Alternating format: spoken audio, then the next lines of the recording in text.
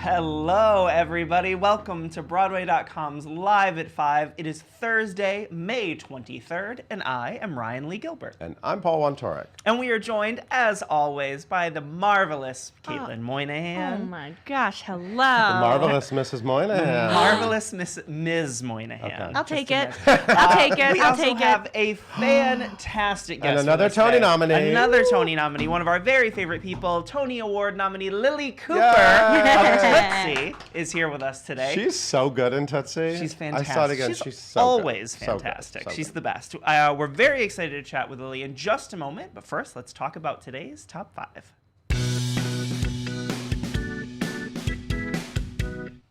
Another play is hitting the boards next season with a starry cast. Mary Louise Parker. Louise Parker. She's a chest You clutcher. clutch- Mary Oh, Louise clutch your Parker. chest.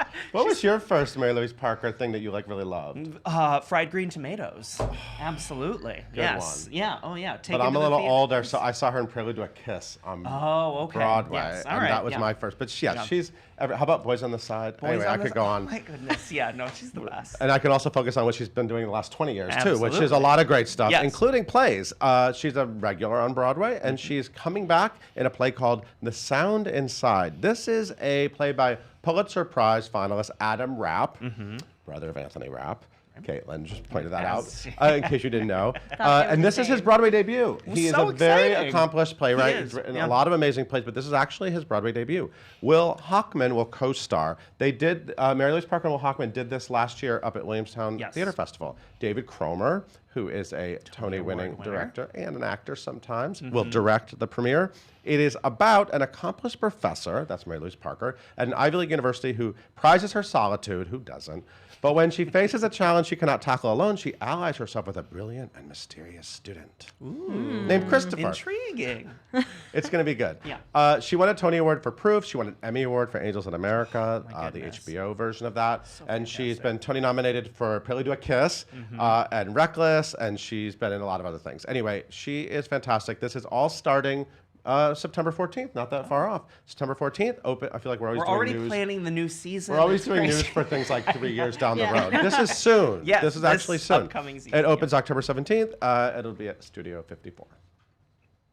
And you ought to know that we're very happy this casting is officially confirmed. Finally. Yes, Finally. so finally. So we knew Jagged Little Pill was coming to Broadway very soon, and now we know all of those people that did it at ART in Massachusetts, they're all coming. Officially. Officially. They're all coming. So this It's a includes, fish. of course, Lauren Patton, Derek Klena, Elizabeth Stanley, Katherine Gallagher, Sean Ellen Krill, and Celia Rose Gooding, who is making her Broadway debut. Very Daughter of fantastic. LaShawns. Daughter of LaShawns. Yes, very exciting. So, of course, this musical is based, it takes emotions and themes from Alanis Morissette's album, but it tells a completely original story.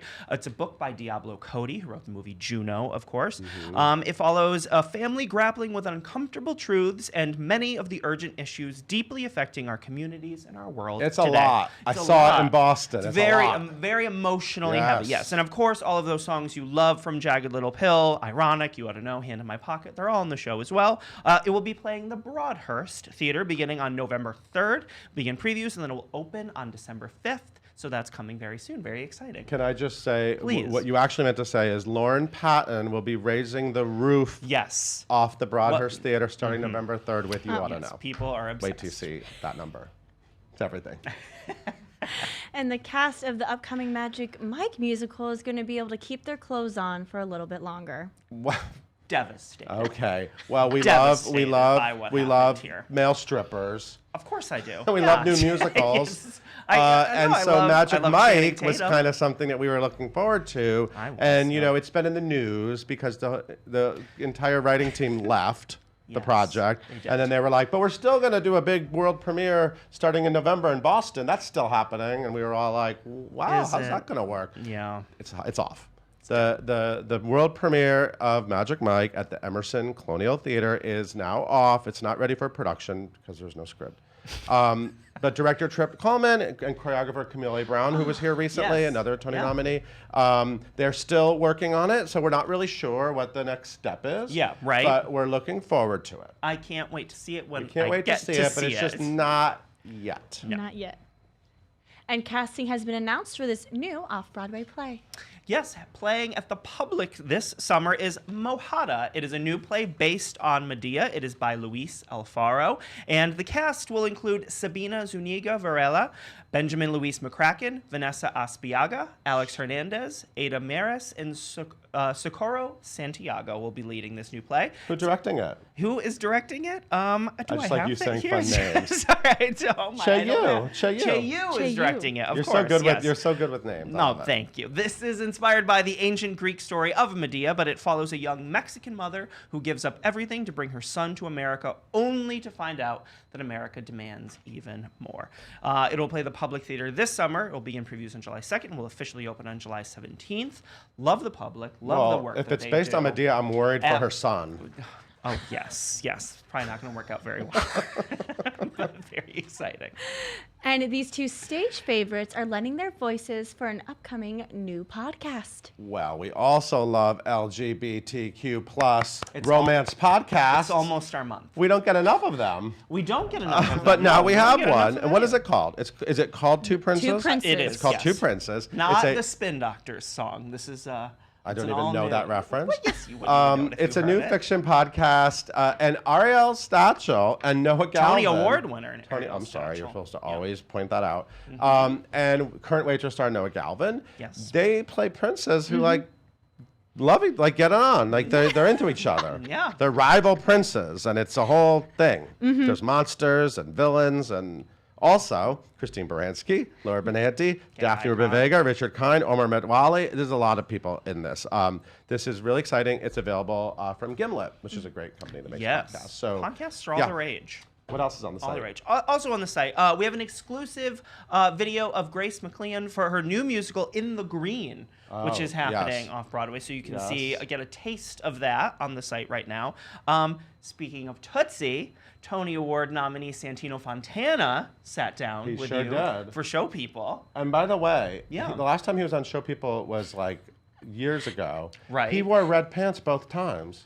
It's his thing. Talk to you Lilli know? Cooper about that. I'm going to ask Lilli I Cooper. want to That's find out. Is that? my And I, first you know, it's question. funny when we were doing the interview. I remember I was like, "Is he wearing?" I had like a weird memory come back about red pants, and because not that many people wear red pants. No, but it's he a looks statement. fabulous. He and does. It's a fun interview. We have a new episode of Little Songbird, Eva Noblezada's backstage vlog of Hadestown that you can watch right now. And exciting little thing, our own Eric King, who sometimes sits in that seat, he went and saw the new Aladdin redo with the stars of Aladdin the musical On to get Broadway. their reactions Yes. to the film. Yeah. And sounds like it's a lot of fun. I'm just very glad excited. Abu is back. I Yes. miss Abu is back. Yes, Oh my justice God, I for miss Abu. Abu. Yes, Justice absolutely. for Abu.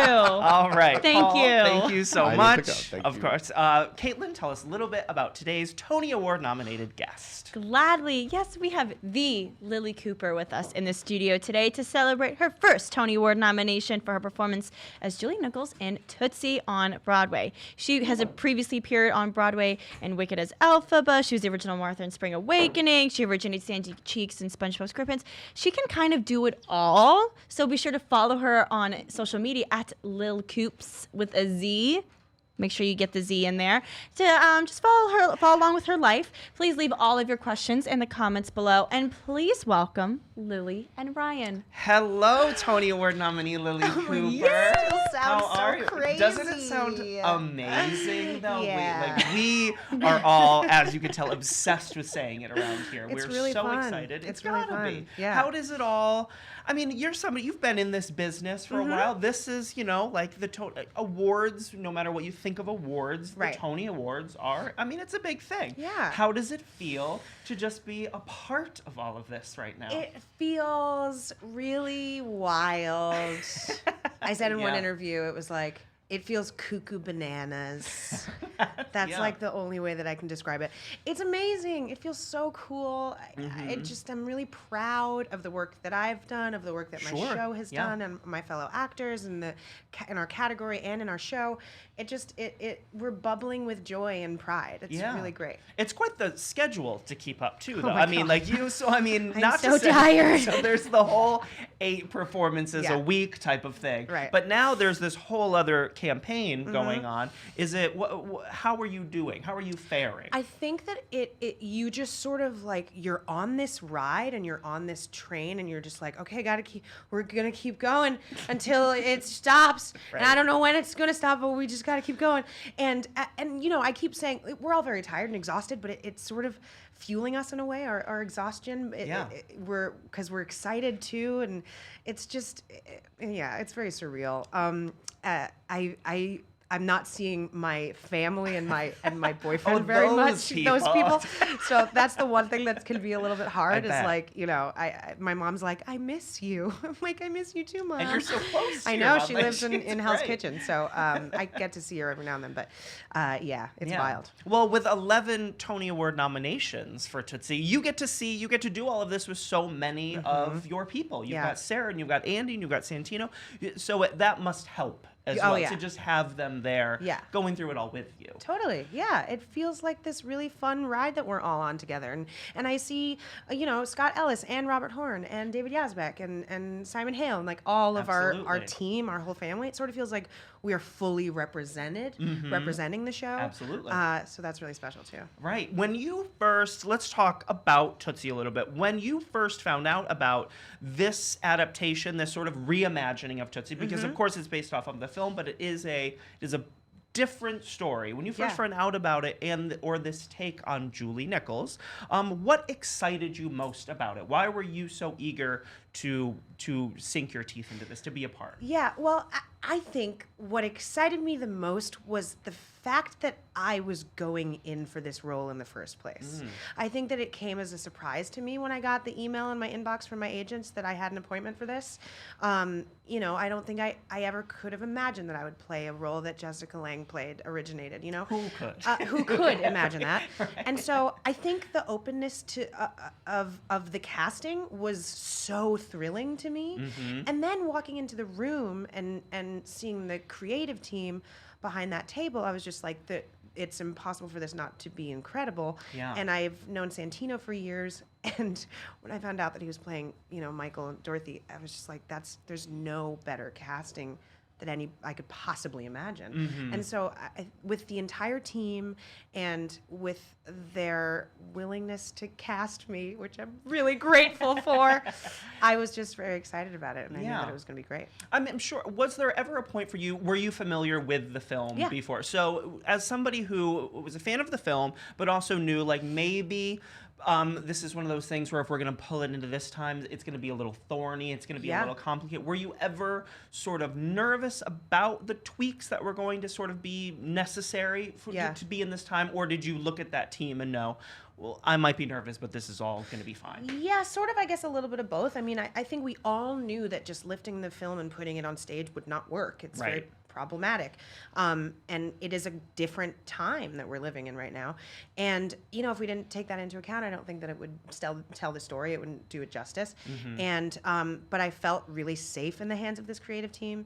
It was an incredibly collaborative process. Yeah. And I think what really stood out to me was the creative team's willingness to listen to the cast, and particularly the women in the cast. Yeah. And that felt really sort of unique and special, and so that made us feel safe and protected in this process. I bet. And this Julie Nichols is so radically different from the one in the film. What was important to you as you were sort of building your Lilli Cooper's Julie Nichols? What was important to you in the process of that? Either getting something right or making sure? Yeah, what stood out? I think that the most important thing was developing the relationship between Dorothy and Julie and having that be the most honest, real relationship, because this show is hilarious. It'll make you laugh until you cry. Horn's I know. book He's is just the dumbest person. Smartest person. Funniest Dumb is person. funny. Yes.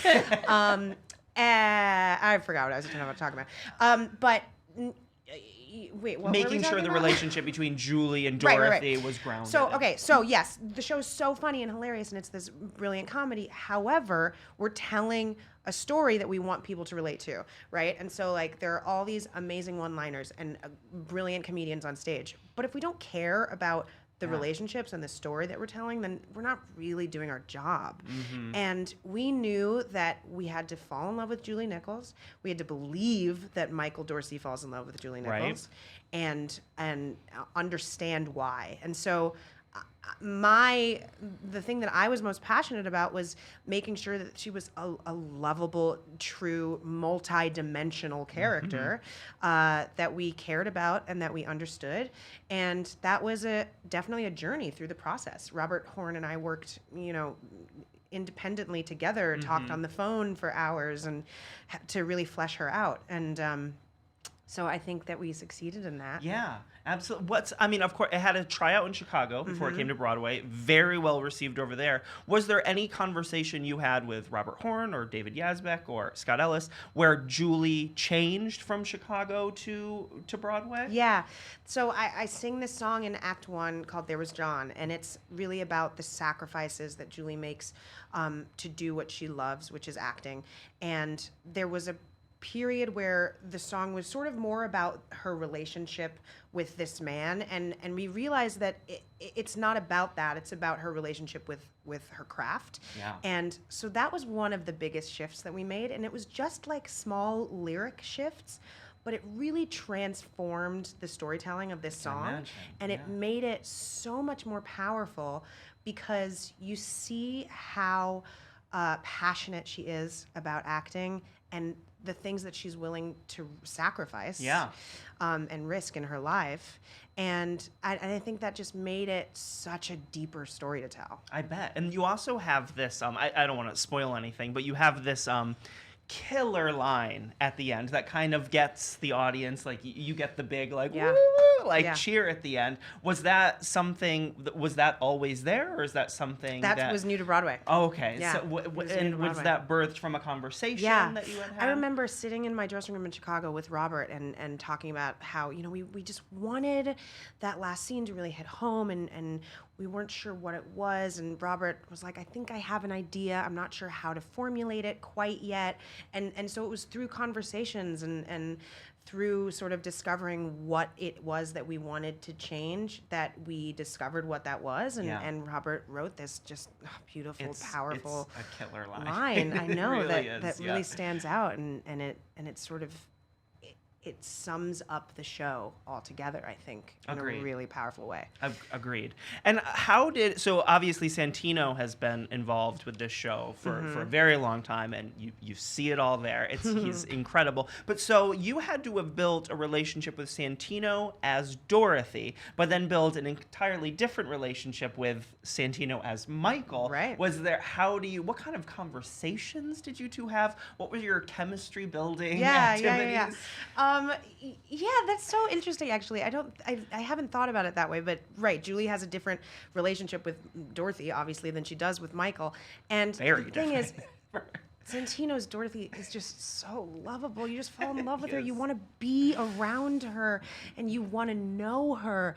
And I see those qualities in Santino too. I feel like we are somewhat mirrored in our characters in some ways. And Santino's one of the funniest people that I know, and he's such a great leader in this pack that we have.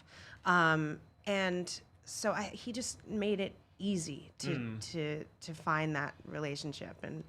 And that was another thing that I think that we really worked on, fine-tuning from Chicago to New York. And I think what I love about their relationship is that it feels like this sort of like youthful, giddy, like sleepover slumber party girlfriends. I love when you're having the wine Yeah, together. Exactly. And I remember that. I remember that feeling of like wanting to stay up all night and talk with your girlfriends, like about everything. And Julie hadn't had that experience in a while. And so it feels like this new, fresh, amazing feeling. And so it felt just so natural. That's what makes the betrayal so rough. Exactly. And when you have this deep relationship with another woman in your life, you open up and you trust them. I think personally, because you believe that you are the same sex, right? And so the betrayal is so much deeper because she has opened up so much to her and has been so honest about who she is. And so that really makes it the blow just so much harder. Truly, truly. As somebody, one of the major changes from the movie to the musical is it is now set in the world of Broadway musicals as opposed to soap operas. As somebody that has been, sort of in this business, showbiz, for almost 15 years, somebody who, whose parents were groundbreaking, have you noticed significant changes in terms of the way women are treated in this industry, or how they're, like, what opportunities come their way, or has it been sadly slow? I think that a little bit of both. I mean, I think that we have come a long way, and I think that there's a long way to go. We still have, I think a big gap, and just like look at the statistics of like the number of female directors and writers, and we just have a big gap to fill still. Yeah. But we have come a long way, which is fabulous, and I think it's just a lesson that we need to keep going and keep working on it, and keep having the conversation too, which is really important. Absolutely. Keeping it on the forefront of our minds, and I think shows like Tootsie help have that discussion. Absolutely. Is there anything significant in terms of the incredible individualistic women that you've played on Broadway? Martha, Elphaba, Sandy, Julie. What is something each of them or all has taught you about yourself in terms of playing them? That's a really great question. Thinking about all of the roles that I've played on Broadway, I'm so happy to realize that they are all so strong. They're so strong, and I just realizing that I just feel really lucky to have played all of those roles, and I love that I can represent that type of woman on stage, and that, but also like the type of woman that I have represented has really run the gamut, like from German teenager to a squirrel to a literal witch. So it's cool that like all those different kinds of women can still be just, strong, awesome ladies. Absolutely. Absolutely. I know we want to take some questions from people that are watching and following along. What would they like to know? Amazing. So we'll do one question, and the one that we actually have the most of is everyone just wants to know, how do you feel? Said about the beginning, Tony nominee Lilli Cooper. And what does it mean to you to get this individual recognition after so many originating roles? Yeah, it still makes me smile, and it still makes me pinch myself every time I hear it. I have some friends who have changed my name in their phones. Oh, I love that. I love that. Absolutely. And one of my friends said to me, like, when it happened, they're like, yesterday you weren't a Tony nominee, and now you are. Yeah, and you will be forever for the rest of your life. Yes. So it's literally, that's how I would describe it. It's life-changing. It's absolutely life-changing. And I will never take that for granted, and I never look at it as anything smaller than it is. I feel so honored. And I have worked my butt off, and so I feel like I'm just really proud of myself. And one of the biggest compliments that I've gotten from friends and family is when they say, you deserve this, and it's really nice to be able to feel that. Yeah. And I think it's a rare thing for people, for women particularly, to stand up and say, I deserve this accolade, and I'm really proud to say that I believe that I do. Hear, hear. We agree. Yes, absolutely. Well, congratulations. Thank and congratulations to Tootsie, playing at Broadway's Marquee Theater, 11 Tony Award nominations. Absolutely incredible show. Thank you so much for coming by, Lilli. Come visit us anytime. Oh, I will. Caitlin, why don't you take us out? Thank you guys so much for tuning in today. We are live at 5 every single weekday here on Facebook, except for Fridays starting this week for summer. So no live at 5s on Fridays from now on until summer is over. Just as a friendly reminder. You can find us wherever you get your podcast by searching for hashtag live at 5 and hitting that subscribe button. Be sure to tune in on Tuesday, because Monday's Memorial Day. Tune in on Tuesday when we talk to Tony nominee Amber Gray all about Hadestown.